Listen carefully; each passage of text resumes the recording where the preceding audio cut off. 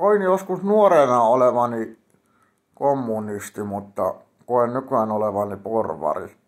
En äänestänyt varsinaisesti sosiaalidemokraatteja enkä vasemmistoliittoa viime vaaleissa, vaan vihreitä ja keskustapuoluetta.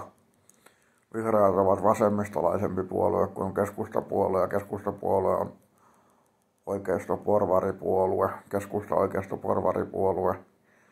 Ja vapun kunniaksi voisin sanoa, että kyllähän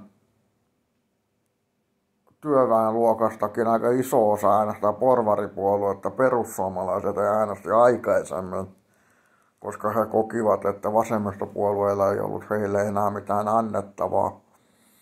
Ja kommunistijärjestelmä ei välttämättä ole sama kuin sosiaalidemokratia, että aikanaan sosiaalidemokraatit olivat näitä tämmöisiä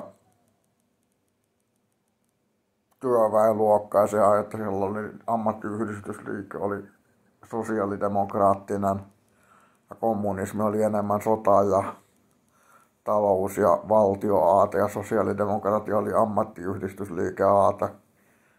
Ja olen kouluttautunut sekä ylioppilaaksi että tradenomiksi tietotekniikasta eli BBA in Business Information Technology, Bachelor of Business Administration. Niin en ole varsinaisesti mikään lapioäijä enkä remonttireiska, että olen semmoinen, että minulla on toimihenkilön koulutus, että voisin olla palvelimia paukuttamassa ja teenkin sitä harrastukseksi. Ja vappu on ihan kiva juhla.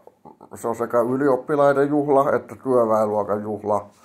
Sinänsä olen vähän enemmän työväenluokkaa verrattuna joihinkin professoreihin, koska joudun itse tietokoneita säätämään, jos haluan, tai saan säätää tietokoneita.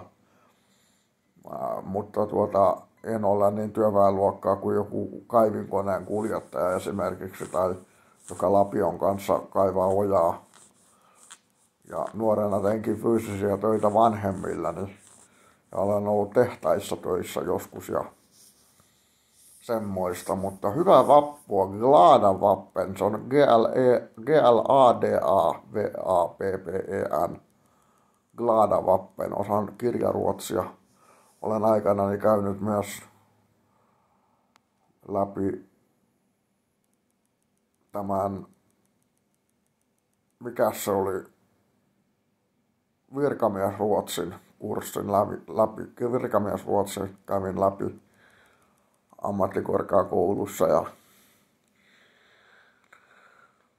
vappu on ihan iloinen juhla ja se on alun perin työväenluokan juhla ja se on poliittinen juhla alun perin ja sitten siitä on tullut enemmän myös opiskelijoiden, ylioppilaiden ja teekkarien juhla ja yleisesti iloinen kevään juhla.